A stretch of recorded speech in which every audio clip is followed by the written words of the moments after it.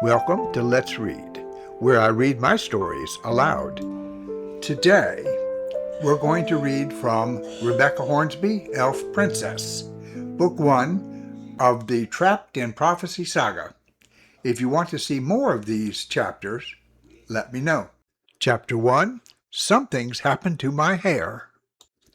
Rebecca Hornsby woke up early, before her alarm clock had a chance to jangle her from her dreams. Even at this early hour, her house was already filled with the sounds of her family's normal morning routine. The TV news wafted in from the den, accompanied by her father loudly arguing with what he had heard. Sounds of breakfast preparation floated down the hall from the kitchen, accompanied by her mother's singing. Birdsong drifted in through her open window along with the cool morning breeze. Rebecca rolled to her side and smacked the alarm clock before it had a chance to intrude into the wonderfully orchestrated chaos that was the Hornsby family morning. She tapped it again just to be sure and jumped out of bed. Rebecca practically glowed in her excitement. It was September 1st, the first day of the 7th grade, and she was ready. This year would be her year. Official school recognition for her Save the Trees efforts, new friends, and maybe even someone special. It's going to be great, she thought. Maybe I'll even go to the spring dance this year. Since she was turning 13 in a month on October 1st, she felt sure that she would be able to finally see the need for her first real bra any time now. Her fluffy bunny slippers made almost no sound as she shuffled down the hall to the bathroom to wash the sleep from her eyes and do her regular morning growth and development check.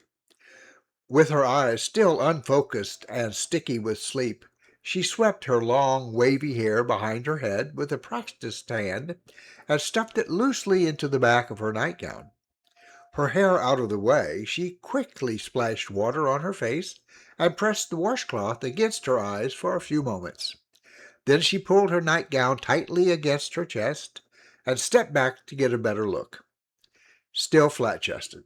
"Ah, come on," she complained to the mirror, shaking her head in disappointment. "Even Susan has got hers, and I'm older. No fair." Sighing, she grabbed a scrunchie and a brush from the counter without looking at her hair, as she prepared to create the loose, bushy ponytail she sometimes wore.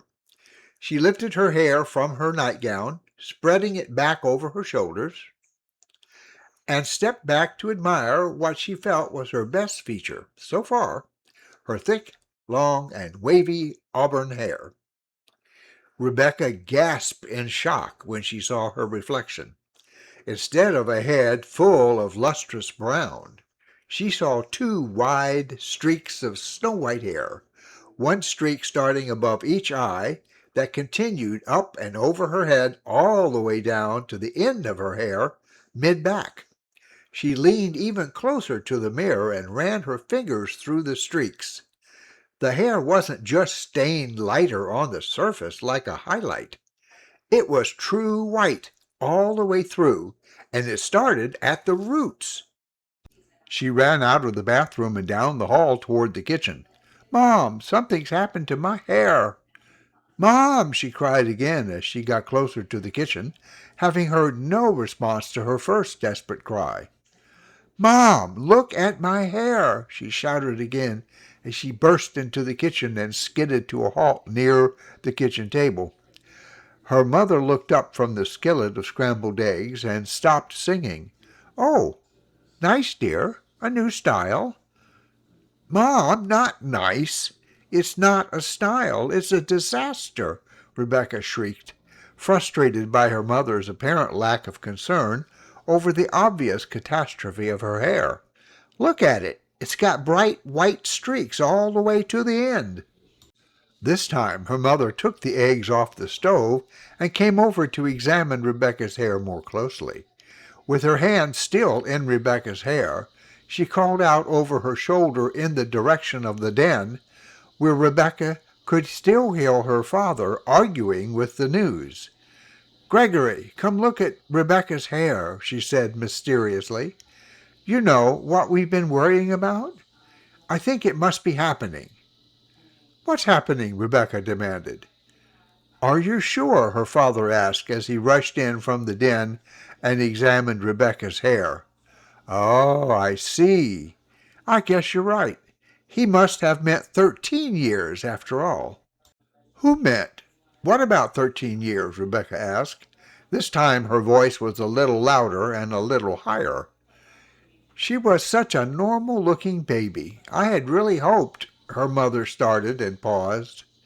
Hoped what? What are you talking about? Rebecca demanded, even more frustrated, but she received no answer as her parents continued to talk to each other as if she wasn't there.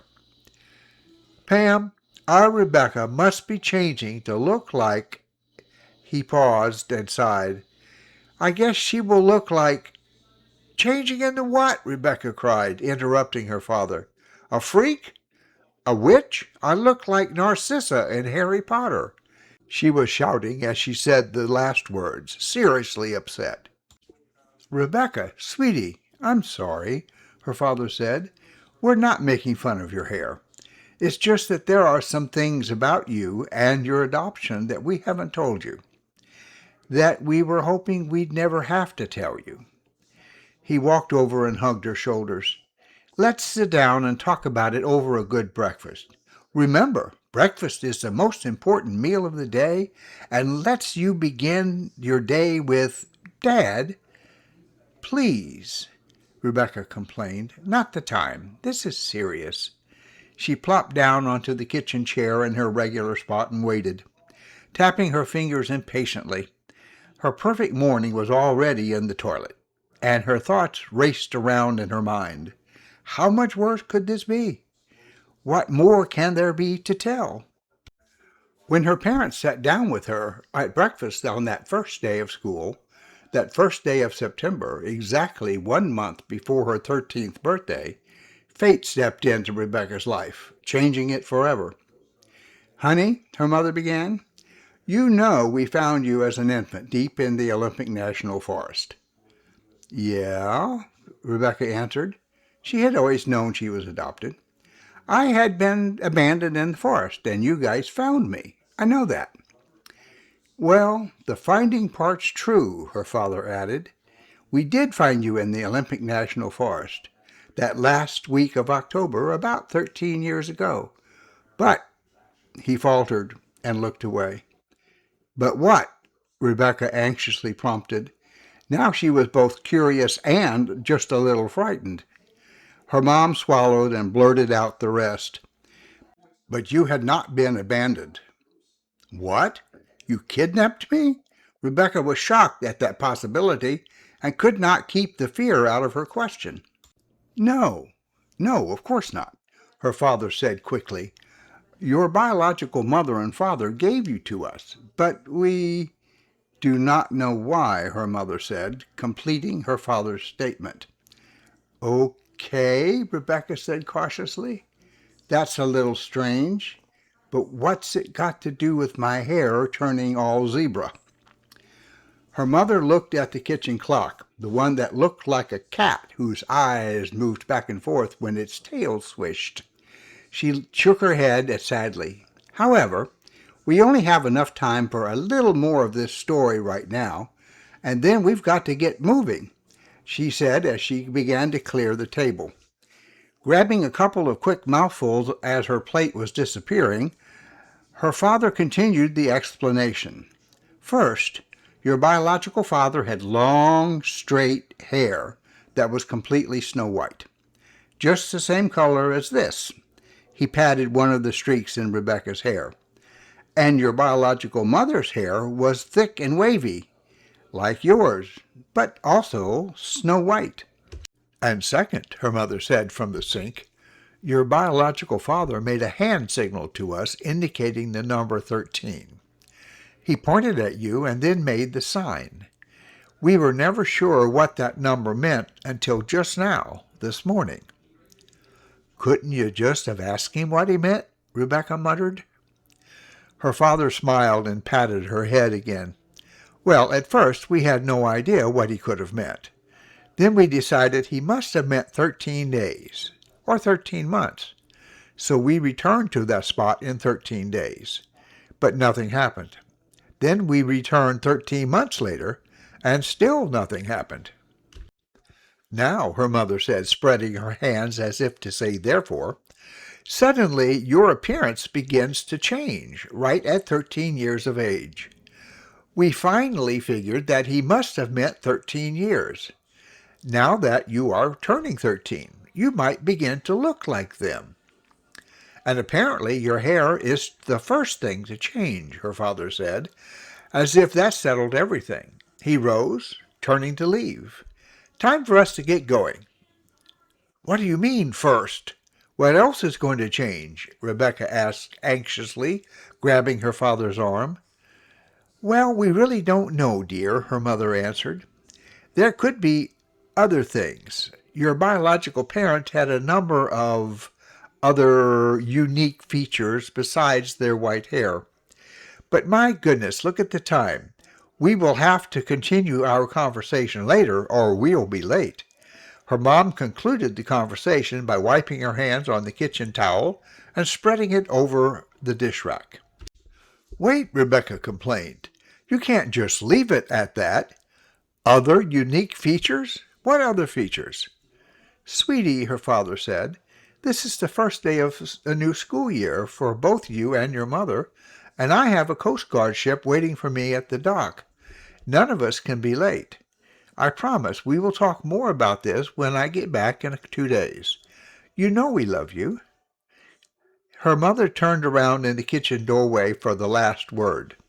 Your dad and I have loved you from the moment we saw you. And yes, we have set aside a number of troubling issues about your biological parents so we could focus on you. Gee, thanks, Rebecca mumbled. You know we feel strongly about the world we live in, our work and your school, her father said. And you know how we feel about staying out of school. I've always thought you shared our beliefs. I do, but I need a little time with this new information, Dad, she begged. Mom? As a reply, her mother began to quote the family philosophy. Unless you're dead, and too weak to move the headstone from your grave, you get up and go to school or work. Isn't that right? Well, this morning's no different. Your mom's right, you know. You can't be late on your first day of school just because something's a little different with your hair. But, Rebecca had no choice but to get up from the table and get ready for school. Then, after the morning goodbye ritual, she and her parents left the house as if nothing had changed. Thank you for listening. I will be posting the next chapter soon. Subscribe and choose to be notified when I next post.